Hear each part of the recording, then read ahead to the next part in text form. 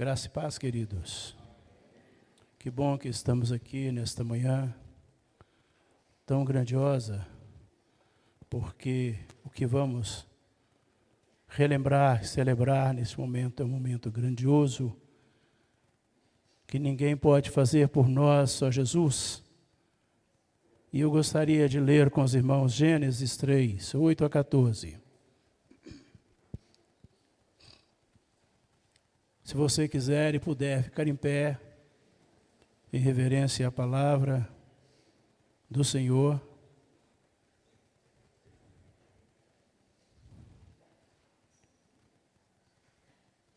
Abriram-se então os olhos de ambos, e, percebendo que estavam nus, coseram folhas de figueiras e fizeram cintas para si. Quando ouviram a voz do Senhor Deus, que andava no jardim pela viração do dia, esconderam-se da presença do Senhor Deus, o homem e sua mulher, por entre as árvores do jardim, e chamou o Senhor Deus ao homem e lhe perguntou: onde estás? E ele respondeu: ouvi a tua voz no jardim e, porque estava nu, tive medo e me escondi. Perguntou-lhe Deus: quem te fez saber que estavas nu? Comeste da árvore de quem te ordenei que não comesses? E então disse o homem: a mulher que me deste por esposa, ela me deu da árvore e eu comi.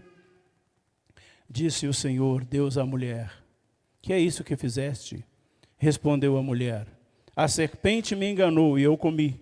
E então o Senhor Deus disse à serpente: visto que isso fizeste, maldita és entre todos os animais domésticos, e o és entre todos os animais selváticos. Rastejarás sobre o teu ventre e comerás pó todos os dias da tua vida. E ainda Mateus 4, 15 a 16. Terra de Zebulon, terra de Naftali, caminho do mar, além do Jordão, Galiléia dos gentios. O povo que jazia em trevas viu grande luz. E aos que viviam na região e sombra da morte, resplandeceu-lhes a luz. Senhor, nossos corações se enchem de gratidão nesta manhã, por tão grande graça derramada, Senhor. Ó Jesus, nos leva a refletir e a entender o valor e o preço que foi pago, e a compreender o quão fundo nós caímos, e quão grande sacrifício foi necessário para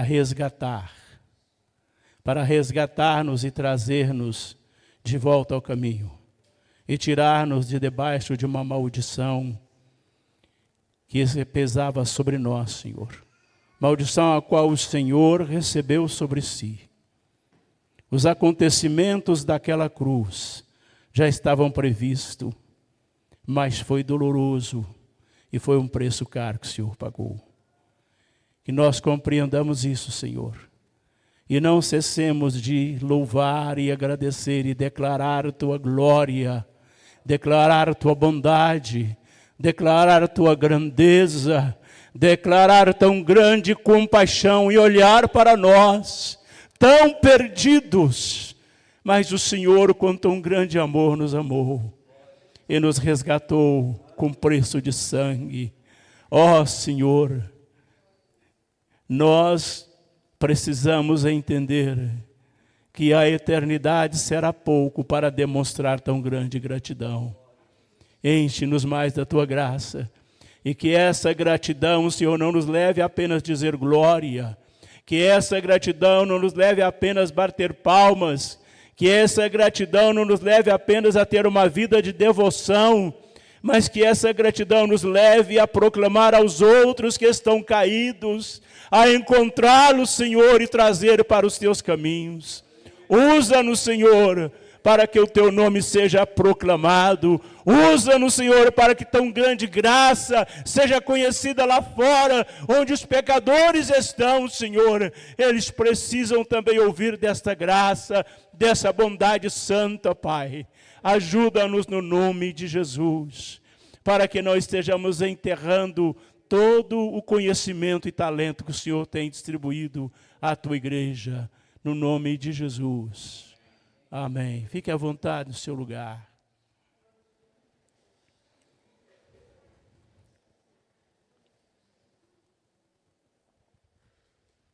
Esses dias, eu tenho refletido e pensado, e tenho tentado relacionar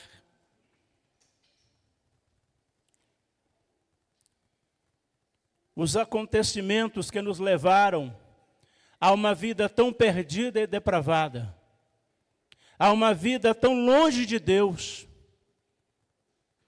Nós que fomos criados à imagem e semelhança de Deus, e que havia uma comunhão tão íntima e tão profunda de Deus vir conversar com o homem no jardim do Éden. E eu fiquei pensando, porque todas as vezes que nós lemos aqueles versículos que falam da queda do homem, que são esses que eu li, nós focamos muitas vezes nas atitudes de Adão e nas atitudes de Eva, e nós focamos na justificativa que eles encontraram para argumentar com Deus sobre o que eles fizeram. E nós nos esquecemos de que ali deveria ter acontecido, deveria ter existido, ou deveria ter vindo à tona um grito de dor e um grito de agonia, de perder naquele momento essa comunhão que eles tinham com Deus. Nós focamos no que Adão falou, no que Eva falou, e nós focamos na sentença de Deus, mas é lógico, não está errado, a Bíblia não fala dos sentimentos de Adão, da dor de Adão, se ele demonstrou alguma dor, mas eu fiquei pensando, meu Deus, será que aquele casal não sofreu, não sentiu dor, não sentiu agonia, não houve um grito da alma, de angústia, de sofrimento, pelo que eles perderam naquele momento? Porque, do ponto de vista de Deus e do conceito de Deus, morte não é inatividade, morte não é estar inerte num caixão, mas morte é separação, é distanciamento. Quantas vezes quando alguém te faz raiva, você fica com ódio, alguém te trai, alguém te dá algum motivo para que você sinta algo reprovável contra ele, você vira e fala assim, fulano de tal morreu para mim. Não é? Mas ele morreu fisicamente? Não, ele morreu para o relacionamento, para aquela amizade que vocês tinham. Adão naquele momento morreu para Deus. Morreu nesse contexto de intimidade, de comunhão, porque aquela comunhão não seria restaurada que no que dependesse do homem. Aquela comunhão não seria restaurada. Por isso, eu me atrevi a dar um título a essa mensagem, eu não gosto, mas eu me atrevi a dizer que esta mensagem teria esse texto. Qual foi a maior dor que você já sentiu? Qual o tempo mais escuro da sua vida? A noite mais escura, você sente dor? Eu sinto, com bastante frequência, ultimamente na coluna. Como dói? Meu Deus do céu. Mas essa não é a maior dor, isso era uma dor. E a dor, de alguma forma, ela te protege, não é verdade? Porque a dor te avisa que tem algo anormal. Imagina se nós não sentíssemos dor, e se nós não tivéssemos nenhum limites. E eu fiquei pensando, refletindo e orando, pedindo a Deus graça para falar sobre isso e para me fazer entender. Porque às vezes a gente fala pelos cotovelos, mas não se faz entender. E as pessoas saem daqui e falam assim, eu ouvi aquele camarada falar 40 minutos, 50 minutos, mas eu não entendi nada. E eu fiquei pedindo a Deus graça, Senhor, para que eu possa falar e para que possa me fazer entender e que possa edificar vidas e que possa nos levar a refletir. que nós precisamos. Em que momento nós perdemos a capacidade de ter a sensibilidade de que meus argumentos não têm valor diante de Deus. O que tem valor diante de Deus é um coração quebrantado e contrito. Isso precisa vir à tona, porque diante de tudo aquilo que nós fazemos e que às vezes é reprovável, nós encontramos um argumento que justifique. Ah, mas foi por isso. É porque ela fez isso, é porque ele fez aquilo. Não, ela está errada. Veja, meu querido, minha querida, no seu relacionamento, seja ele conjugal, seja ele profissional, seja ele de que for, não procure um culpado que não seja você. Não procure um culpado que não seja você, porque isso nós acabamos delegando e colocando no nosso relacionamento com Deus, e nós sempre encontramos o porquê eu não fiz, ou porquê eu deixei de fazer, porque fiz o que não deveria ter feito, em vez de buscarmos argumentos como Adão buscou, como Eva buscou. Nós precisamos nos quedar de joelhos diante do Criador e dizer, e clamar, Senhor, me perdoa porque eu pequei. Eu não poderia, não deveria, diante de nenhuma circunstância, ter feito o que fiz, ou deixar de fazer. Não existe argumentos diante do Criador, queridos. Por mais que haja inteligência, por mais que haja criatividade, no argumento não é desculpa que eu arrumo. Ele conhece lá dentro. Ele sabe quem eu sou. Então, queridos, eu fiquei pensando e meditando nisso, nesse rompimento de comunhão, nesse rompimento de intimidade, que não há um grito de Adão, não há uma dor da sua alma, de perder uma comunhão tão bendita e santa, que Jesus, foi necessário que ele entregasse a sua vida na cruz, que ele se encarnasse, que ele vivesse um tempo aqui conosco, nos orientando, nos dirigindo, nos doutrinando, nos mostrando o caminho por fim, entregar a sua vida na cruz. E eu relacionei essa mensagem com o grito de agonia de Jesus no alto daquela cruz, que é o grito que deveria ter existido no coração de Adão, no coração de Eva, quando Jesus, do alto daquela cruz, a maior dor que ele sentiu não foi os pregos entrando em suas mãos e seus pés, e a lança que furou o seu lado, e a coroa de espinho. Essa não foi a maior dor. A sua maior dor foi quando ele clama do alto daquela cruz e diz, Deus meu, por que me desamparaste? Porque naquele momento Deus vira as costas. E Jesus nunca tinha vivido um tempo de falta de comunhão e da presença do Pai. Essa dor é tão doída que Jesus no jardim, ele chora em agonia, e o seu suor torna-se em grandes gotas de sangue. Tão grande é a dor desse momento. Às vezes nós focamos, querido, na dor dos pregos, na dor dos chicotes nas costas, na dor da coroa de espinho, mas isso doeu, mas essa não foi a dor mais doída que ele sentiu. Esse não foi o maior sofrimento, essa não foi a maior agonia que ele sofreu. Nós vamos ver que essa dor poderia ter existido no coração de Adão, poderia ter existido no coração de Eva, porque eles perderam algo que nós não temos, e que nós teremos um dia, mas que custou o preço de sangue. Cristo viveu toda a sua história, Cristo passou por tudo isso, e quando nós começamos a estudar e ler a palavra de Deus, a Bíblia, com esta visão, nós percebemos que nós não podemos focar no homem. Nós não podemos focar no que Adão falou, no que Eva falou. Nós precisamos focar no que Deus fez. A referência é o céu.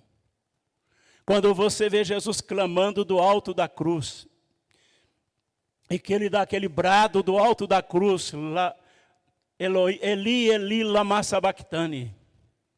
Deus meu, por que me desamparaste? Há um acontecimento. O véu do templo se rasga de alto a baixo. Não se rasga de baixo para cima, mas de cima para baixo.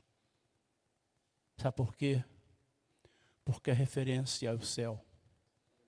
Deus é o foco em todo o contexto de redenção. Deus é o foco em toda transformação e renovação de vida. Deus é o foco na salvação, o planejamento é dele, a execução é dele, toda a atividade de Deus. Tudo de bom que acontece em nós, parte de Deus para o nosso coração. Essa falta de comunhão que Adão perdeu naquele momento, deveria ter causado dor, agonia, sofrimento e arrependimento. Mas a gente vê o primeiro ato de Adão é dizer: a mulher que tu me deste, ela é a culpada. A mulher diz, a serpente. Mas não se ouve em nenhum dos textos dizendo: Senhor, realmente eu fiquei exposto, fui fraco e desobedeci. Porque em nenhum momento se ouve Adão ou Eva perguntar: mas quem é você, serpente, que está falando comigo? Para que eu ignore uma ordem, uma palavra dita do meu Criador. E quantos de nós absolvemos tudo aquilo que nós ouvimos sem filtrar e dizer: mas quem está falando? Quem está falando ao meu coração? Quem está falando à minha mente? Quem está me dando essas vontades e sentimentos e desejo? Quem está me induzindo a essa vontade? Quem está me motivando a fazer o que eu estou querendo fazer? Nós não procuramos colocar um filtro e pensar em quem é que está falando. Quando nossos olhos se abrirem para a realidade da vida espiritual, e que não existe ponto neutro em toda a nossa história, em tudo aquilo que fazemos. Há alguém nos induzindo. E é importante refletir e pensar: quem está me induzindo a isso? Quem me faz pensar? Quem está colocando isso em minha mente? Porque às vezes nós absorvemos todas as coisas. Mas há um conselho de Paulo que diz assim: examinai tudo. Retende o que é bom. Veja que há um conselho para que você faça um filtro em tudo aquilo que você ouve, em tudo aquilo que lhe dizem, em todas as vontades que eu e você temos. Examinai tudo. Retende o que é bom. Eles viveram um tempo de comunhão com Deus. A Bíblia não conta o tempo, mas eu imagino que foi um bom tempo. Se houvesse contagem de tempo de vida no jardim do Éden, eu imagino que Adão já saiu de lá um homem bem criado já. Mas a Bíblia começa a contar o tempo da vida de Adão após a queda. E eles viveram um bom tempo ali com Deus. E a gente lê, quando Paulo diz do todo o plano da salvação de Deus, que começa na eternidade, mesmo até antes de que o pecado venha se tornar uma realidade na raça humana, a gente vê Paulo dizendo o que foi que Jesus fez, quando ele escreve lá em 1 Coríntios 15:45, na nova versão internacional, ele diz assim está escrito: o primeiro homem tornou-se um ser vivente. O último Adão, espírito vivificante. O primeiro homem era do pó da terra. O segundo homem dos céus. Jesus veio para trazer algo que nós não podemos adquirir com nosso esforço e capacidade. Por mais inteligentes e capazes que nos julguemos. nós não podemos. Jesus, antes de nascer, ainda era uma promessa ao coração de Maria, quando o anjo chega para ela, né? E dá aquela maravilhosa notícia, que ela seria mãe de uma maneira inusitada. Mas junto àquela promessa, vem uma sentença. Quando o mesmo anjo diz para ela, quanto a você, uma espada atravessará a sua alma. Lucas 2:35. Quando você está grávida, quando o casal está grávido, quais são os planos?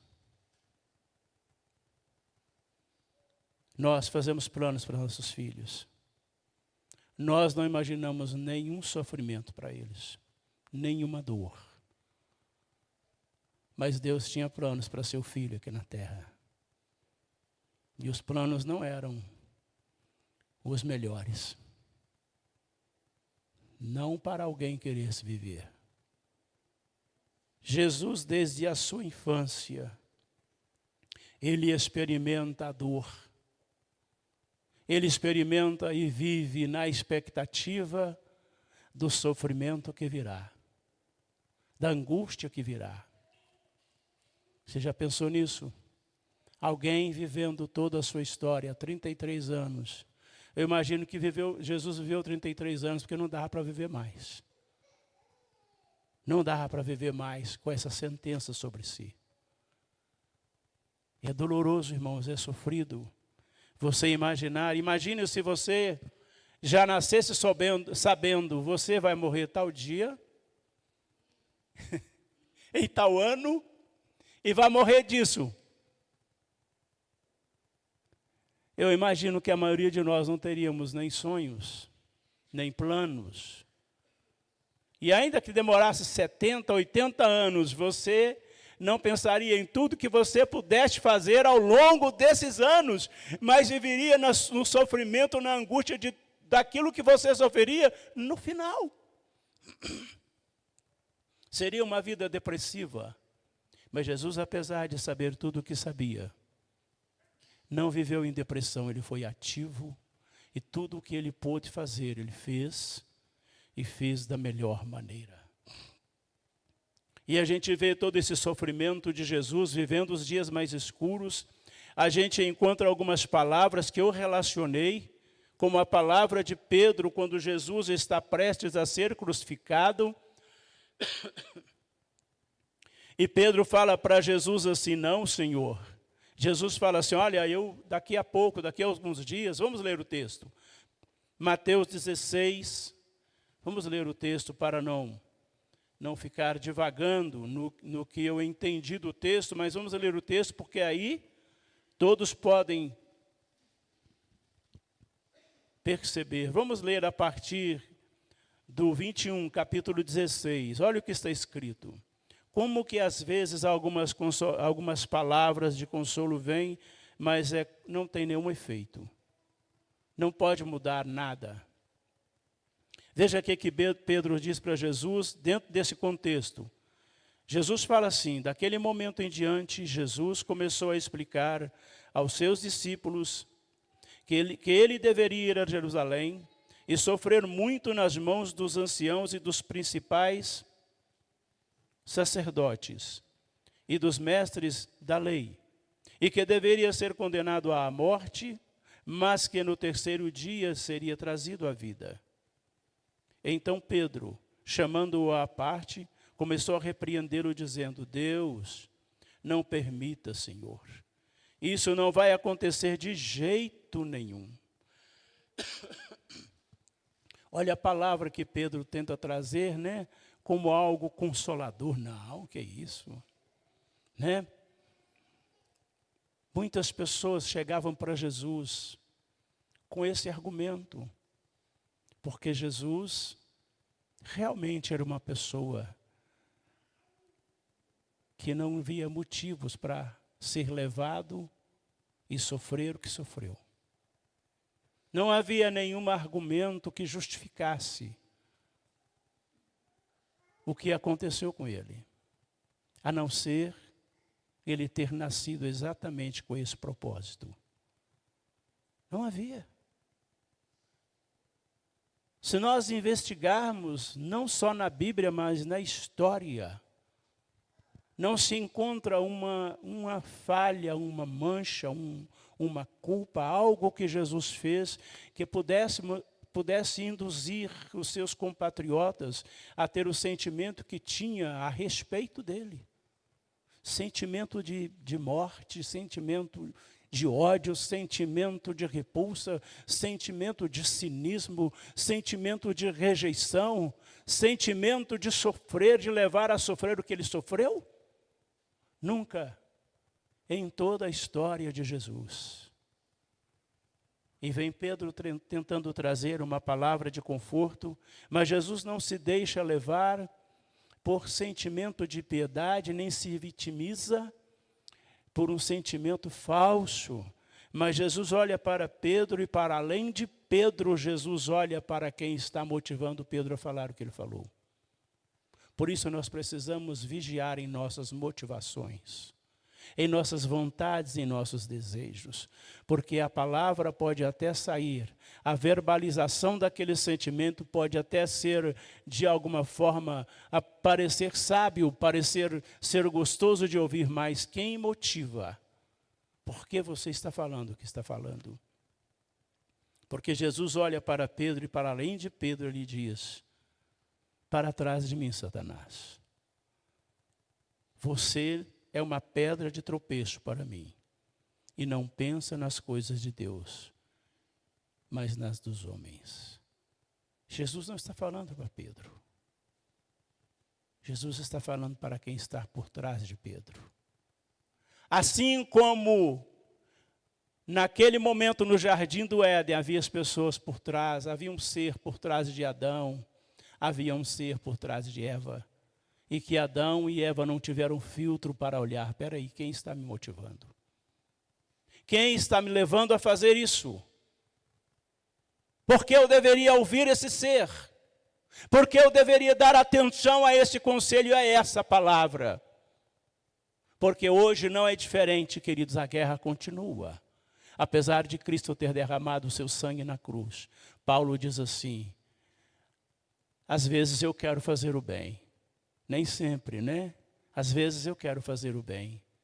Mas quando eu quero fazer o bem, o mal está comigo.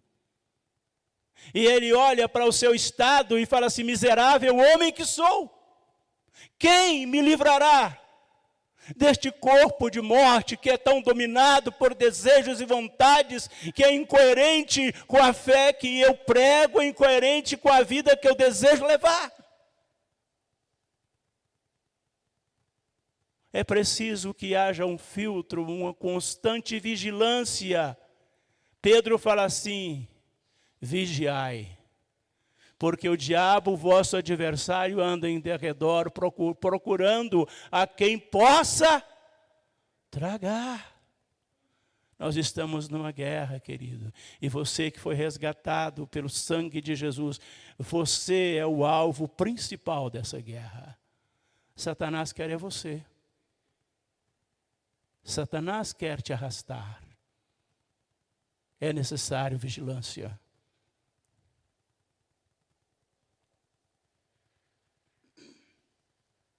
Então a gente vê Pedro sendo usado, sendo motivado, e Jesus não se deixa levar. Outros tentaram massagear o seu ego, não é verdade? A gente conhece a história de Nicodemos com Jesus, quando ele foi ter um encontro com Jesus, ter uma entrevista com Jesus, lá em João 3, 1 a 2.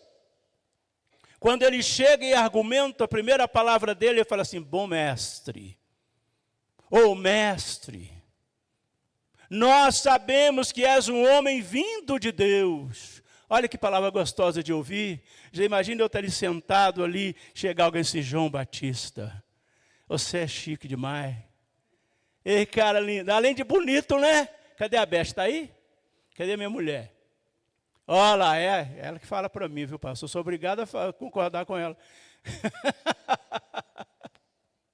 Imagina ouvir palavras assim, irmãos. Hein? Quando você ouve palavras assim, aquela pessoa te arrasta para onde ele quer, você fica cheia. Eita. Quanto você está querendo?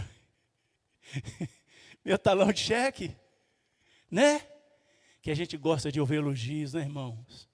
A gente fica, eita, eu sou mesmo. Às vezes a gente que é humilde assim que nem eu, até vira e fala assim, não, fala algo que eu não sabia, porque você já está sabendo. Né? Às vezes você é humilde demais assim que nem eu, né? Misericórdia, né, irmãos? Jesus ouve Nicodemos, uma autoridade entre os judeus. Ele veio a Jesus à noite e disse, mestre, sabemos que ensinas da parte de Deus, pois ninguém pode fazer os sinais milagrosos que estás fazendo se Deus não for com ele. Gente, quem não gostaria de ouvir uma palavra como essa? Fica inchadão mesmo, né? Mas Jesus olha para Nicodemos e fala para Nicodemos. A resposta que Jesus dá para Nicodemos é uma resposta assim, inesperada. Nicodemos não esperava ouvir uma resposta como essa. Porque, afinal de contas, Jesus era mestre. Mas ele também era. E ele pensou assim, bom, estou falando de mestre para mestre. De sabedoria para sabedoria, de conhecimento para conhecimento. Nicodemos jamais esperava receber uma resposta de Jesus assim, olha, eu lhe digo a verdade, ninguém pode ver o reino dos céus, o reino de Deus, se não nascer de novo. Essa foi uma resposta inesperada. Inesperada ao ponto de Nicodemos não compreender. Inesperada ao ponto de dar um nó na cabeça de Nicodemos e ele ficar pensando, olha a resposta. Ele ficou tão desconcertado que a resposta que ele dá é assim, olha, mas como que pode um homem velho voltar a nascer? E ele ficou tão desconcertado que ele não percebeu a resposta que ele deu, porque é difícil para um homem velho nascer? É difícil, amém? Mas também não é difícil para o recém-nascido. Quem nasceu, não nasce de novo. É difícil para o velho, mas é difícil para o novo, é difícil para qualquer um que já nasceu.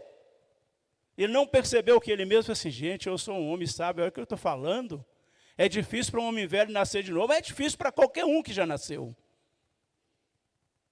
Então é interessante refletir que isso dá um nó na cabeça daquele homem que era considerado um mestre. E Jesus olha para Nicodemos e fala, olha Nicodemos, se não nascer de novo não pode. Mesmo para você que se considera um sábio, um mestre revestido da sua indumentária de religiosidade e de tradições, não pode, Nicodemos. O caminho é nascer de novo. O caminho não é ser mestre, o caminho não é ser doutor, o caminho não é já ter meio caminho andado. Você precisa começar do zero. Jesus está falando para Nicodemos, a sua vida vai ser resetada. Você vai começar do zero. Paulo, quando compreendeu isso, ele disse assim, olha, o que era para mim valioso, precioso, o que tinha grande valor para mim e que me impulsionava a fazer tudo o que eu fazia, eu considerei como esterco para chegar a ganhar a Cristo, que é infinitamente melhor. Se tudo o que você vivia antes de Cristo continua sendo importante, você ainda não nasceu de novo. Porque nascer de novo é resetar, é começar do zero, é aprender novamente, aprender da maneira correta. Jesus fala isso para Nicodemos, uma resposta desconcertante. Então, queridos, a gente vê nossas atitudes, porque nós nos vemos nessas atitudes. Nós não estamos criticando Nicodemos e nem Pedro, porque nós nos vemos nelas. Nós achamos que temos uma resposta, um argumento válido. Quando Jesus se encontra com aquela mulher samaritana junto ao poço de Jacó, aquela mulher vivendo mesmo a pior situação que nós já vivemos no fundo do poço, caídos e vivendo uma vida que não agrada a Deus, aquela mulher olha para Jesus e diz assim, ora, mas como vem você aqui me pedir água, sendo judeu? Você é maior do que o nosso pai Jacó, por estar me falando essas coisas? que bebeu dessa água, ele e seu gado. Olha a situação daquela mulher, ela ainda tinha um argumento para dizer que era filha de Jacó. E qual a importância que tem para Deus se você se acha filho de alguém importante? Se da pessoa mais importante você não é filho, como diz lá em João capítulo 1, versículo 12. Porque o que importa não é ser filho de alguém importante aqui na terra. O que importa é ser filho de Deus. E isso só Jesus pode dar. Só Ele pode trazer isso ao nosso coração. Mas aquela mulher argumenta e argumenta com Jesus, ao ponto de querer saber que vai vir o Messias, e que é o melhor lugar da adoração, que é o lugar correto da adoração. Olha a situação de um pecador diante do Criador, aquela mulher nem imaginava diante de quem que ela estava. Mas quando nossos olhos se abrem para a realidade de quem Cristo é e do que Ele está disposto a fazer, para restaurar a criação, aquela mulher se queda humildemente e se rende ao Senhor. Porque não há outra atitude aceitável diante de Deus a não ser se render a Ele. A não ser se render a Ele. Porque Jesus estava sofrendo toda a dor, porque todo o plano de Deus para a restauração, a redenção da humanidade foi feito antes, muito antes. Apocalipse 13, 8 diz assim: e adorá-lo-ão todos os que habitam sobre a terra, aqueles cujos nomes estão escritos no livro da vida do Cordeiro, que foi morto desde a fundação do mundo. Na onisciência de Deus, tudo já estava planejado. E Jesus nasceu com esse objetivo. E sofreu toda a sua história, muito antes, na eternidade, antes da encarnação, o plano de redenção, a noite mais escura que ele viveu, que não foi somente a morte na cruz, que às vezes nós focamos na morte na cruz, na dor dos pregos, na coroa de espinho. Que coisa dolorida que deve ser você sem estar anestesiado, sentir cravos entrando em sua carne, uma coroa de espinhos. Deve ter sido muito doído.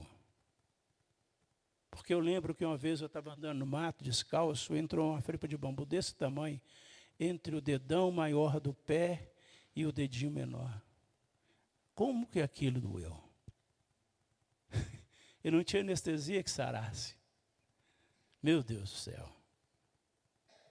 Mas nós focamos na dor física. Mas a dor que mais doeu em Jesus não foi a dor física. Porque essa dor nos leva à morte. Essa dor levou Jesus à morte física e ela cessou. Mas a dor da separação de Deus, a dor da falta de comunhão,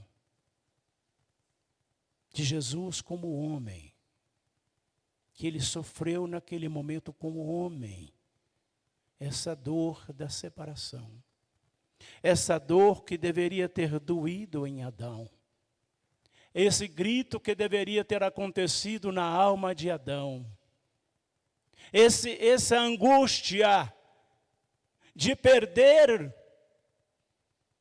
por um conselho de alguém que nem era uma autoridade, nem ninguém que era acima de quem tinha dado a orientação anterior, de perder algo tão precioso e de experimentar uma vida tão terrível. Terrível ao ponto, queridos, de logo após, na história humana, depois do pecado, um irmão mata o outro. E não há sentimento pelo que cometeu. Pelo contrário, Caim acha pesado demais a sentença de Deus. Olha como o pecado, irmãos, queridos, é como uma força destruidora, como uma torrente destruidora de lama que sai cobrindo tudo aquilo que realmente tem valor. Não é por acaso que a Bíblia está cheia de conselhos para que nós estejamos vigilantes e atentos, porque o pecado é destruidor. Ele destrói a sua principal característica, que é de ser semelhante a Deus, ser parecido com Deus, de ter a imagem de Deus. Ele destrói uma das principais coisas que nós deveríamos nunca ter perdido na história, é de ter coerência e sabedoria, de quando nos dirigimos a Deus, saber estamos falando com Deus. Hoje nós vemos músicas por aí, dizendo que é música de adoração, chamando Deus de você, chamando Jesus de você, chamando o Espírito Santo de você. Olha que intimidade é essa? Se nem com meu pai eu chamo ele de você? Nunca chamei? Ei, você, papai, está tudo bem? Não. Que intimidade é essa? Quando você vai a um tribunal conversar com o juiz, você chama ele de você? Ainda que fora do tribunal ele seja seu amigo? Você se dirige a ele como você? Isso não é música de adoração. Isso não é louvor a Deus.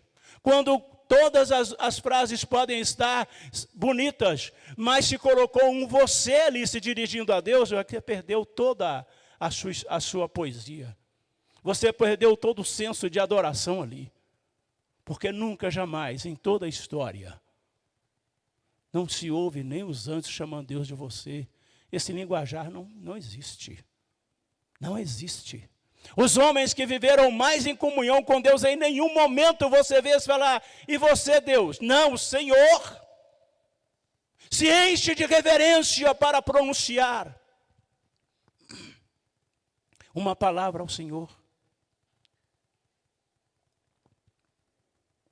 Nós nunca podemos perder essa sensibilidade de que ainda que a melodia seja linda, e ainda que a letra seja tocante, mas se nela tem uma palavra, se dirigindo a Deus como você, se dirigindo a Jesus como você, se dirigindo ao Espírito Santo como você perdeu toda a música. Para mim, você perdeu tudo. Não tem valor como adoração. Porque nós, diante de Deus, e tudo que fazemos, se é para Deus, precisa se encher de reverência e de temor, porque Ele é o Senhor. E o que Ele fez, ninguém jamais fará. Ninguém jamais fará.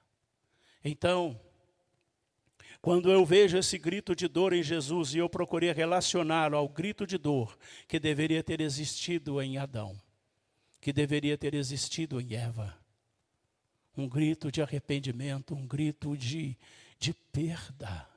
Porque até eu e você, como perdemos alguém que muito amamos, nós sofremos, não é?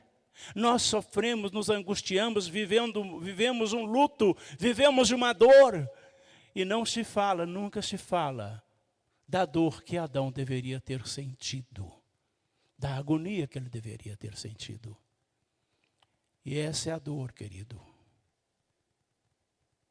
que nós precisamos sentir.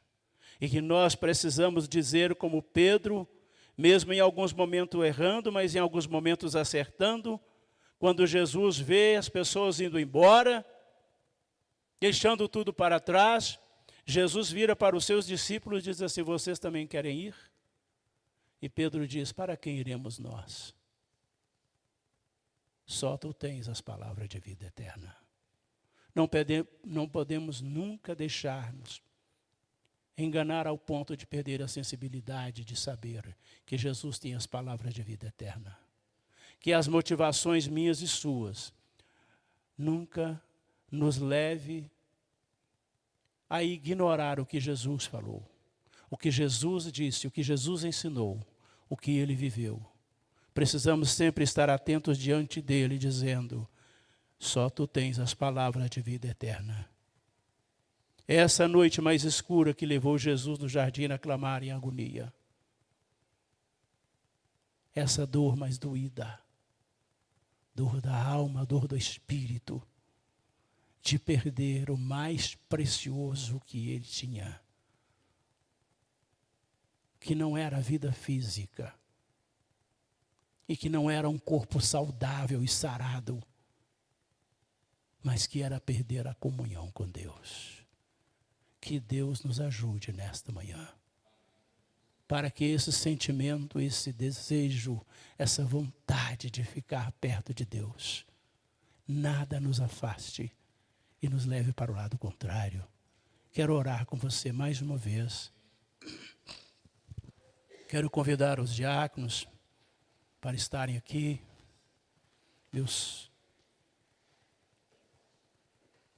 Senhor, não nos deixe, Senhor. Não nos deixe, Jesus. Não nos deixe ser conduzidos, levados por sentimentos.